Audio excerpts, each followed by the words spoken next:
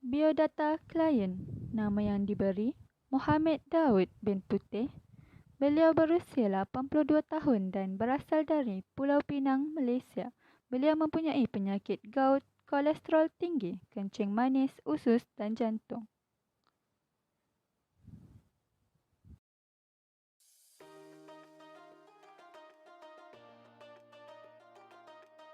Nak tanya, apa ni nama penuh Wan apa?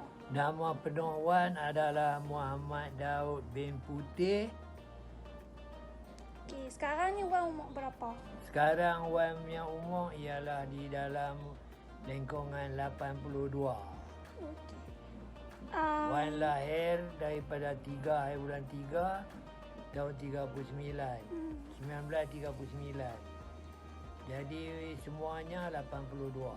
Okey, dulu ada sakit apa sekarang? Sekarang Wan ada 5-6 penyakit. 5-6 jenis. Okey.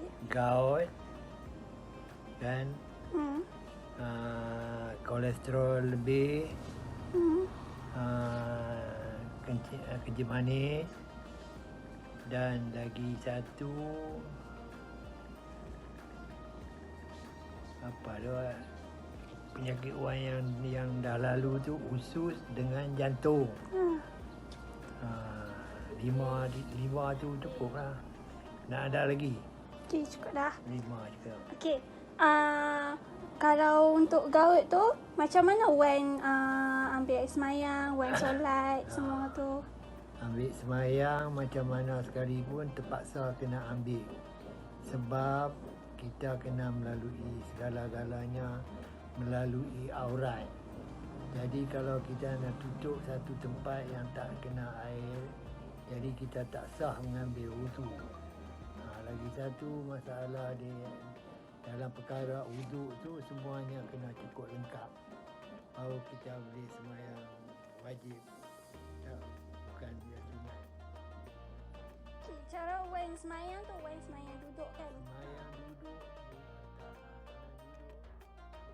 Semayang duduk kan? Semayang duduk, semayang duduk gunakan kursi. Kalau tak ada kursi, Wan boleh duduk juga, terpaksa kena cari kursi baru boleh menunaikan solat. Okey. Habis tu kalau Wan solat tu, Wan duduk sepenuhnya ke ataupun Wan ada berdiri side ataupun Wan? Yang awal pertama pembukaan kita kena berdiri 2 rakaat, 1 rakaat.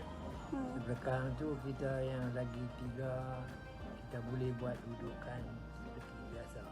Okey. Lepas tu macam mana Wan boleh start apa ni dari tu? Gout ni daripada mula punca Wan pun tak tahu. Sebab daripada segi makanan ataupun daripada segi benda yang nak jadi itu kita tak dapat tahu sebelum ni. Okey, tu je soalan nak ditanyakan. Okey. So, terima kasih. Sama-sama. Assalamualaikum warahmatullahi wabarakatuh kepada ustazah yang saya kasihi dan hormati. Setelah yang ustazah tahu, kumpulan saya telah menemu bual seorang klien untuk mengetahui cara beliau solat semasa sakit. Jadinya klien kami menyatakan bahawa beliau mengalami sakit, antaranya sakit gout, kolesterol, kencing manis, usus dan jantung.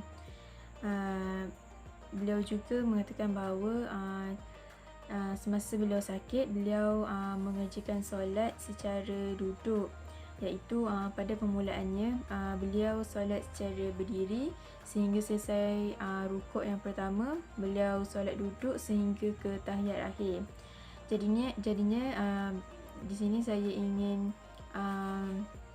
bertanya kepada ustazah, adakah betul cara beliau mengerjakan solat seperti itu? Assalamualaikum warahmatullahi wabarakatuh. Baik, untuk soalan yang pertama, saya nak sentuh tentang perkara asas dalam solat sekalipun ialah berdiri. Dalam rukun solat yang pertama pun menyebut tentang berdiri tegak ataupun qiyam. Seperti mana bila seseorang itu nak solat, dia wajiblah solat secara berdiri. Walau bagaimanapun, dalam Islam ada beberapa rukhsah yang membolehkan ataupun kelonggaran ataupun keringanan yang membolehkan seseorang itu solat secara duduk. Sebagaimana contoh, bila orang yang sakit dia tak mampu berdiri, ataupun orang yang tua yang tidak ada keupayaan untuk berdiri. Okey. Baik. Jadi situasi yang pertama tadi, solat yang dia sakit tadi kan, dia pertama dia berdiri, kedua dia duduk sampai ke habis. Jadi solatnya adalah sah sekiranya dia memang tidak mampu untuk berdiri. Soalan saya yang seterusnya ialah jika seorang klien itu masih boleh berdiri tetapi beliau mengalami sakit kaki disebabkan gout tapi masih boleh berdiri, dan apabila solat beliau mengerjakan secara duduk, adakah dengan cara itu solatnya sah atau tidak? Baik, untuk soalan yang kedua, adakah sah solat seseorang itu apabila ia mampu berdiri? Dia mampu berdiri tapi bila solat, dia solat secara duduk. Kat sini saya nak fokuskan tentang apakah syarat yang membolehkan kita solat dalam keadaan duduk. Baik, syarat yang membolehkan kita solat dalam keadaan duduk ialah apabila seseorang itu tidak mampu untuk berdiri. Bila dia tak mampu untuk berdiri, jadi maksudnya dia sakit lah. Kalau dia tak sakit, dia mampu kan. Jadi apabila ia mampu untuk berdiri, maksudnya dia wajiblah solat secara berdiri. Kalau dia mampu ke mana-mana, dia mampu berjalan, dia kena solat secara berdiri. Tapi bergantung juga kepada kemampuan dia. Contohnya kalau bila dia dah bangun tu, dia boleh berjalan tapi dia nak duduk susah. Dah duduk nak bangun pun susah. Kalau macam tu, saya rasa dibolehkan untuk solat secara duduk. Sebab itu ialah kita boleh gunalah rukhsah-rukhsah yang dibolehkan dalam Islam. Dan soalan yang ketiga, pada pendapat Ustazah, ada tak cadangan untuk mengubati penyakit klien itu supaya beliau dapat solat seperti biasa semula?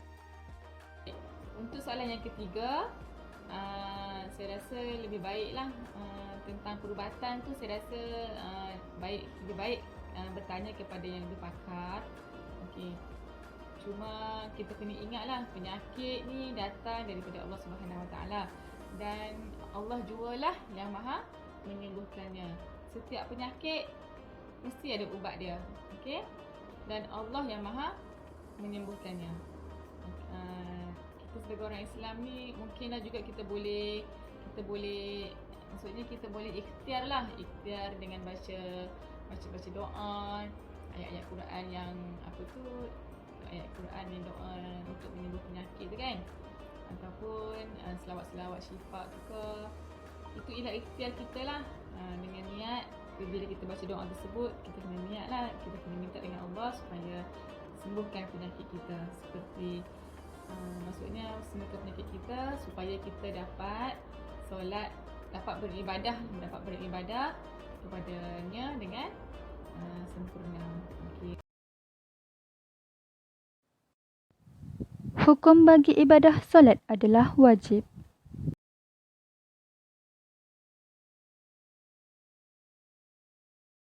Berikut merupakan rukhsah yang terdapat di dalam solat. Yang pertama, tayamum. Tayamum dilakukan kerana takut berlaku bahaya ke atas anggota badan. Yang kedua, dibolehkan solat secara duduk ketika sakit atau baring atau memberi isyarat sekadar mana yang mampu. Dan yang ketiga, dibolehkan untuk meninggalkan solat berjemaah. Berikut merupakan dalil yang terdapat pada rukhsah solat. Bismillahirrahmanirrahim. Yuridullahu bikumul yusra wa la yuridu bikumul usra. Maksudnya, Allah menghendaki kemudahan bagimu dan tidak menghendaki kesukaran bagimu.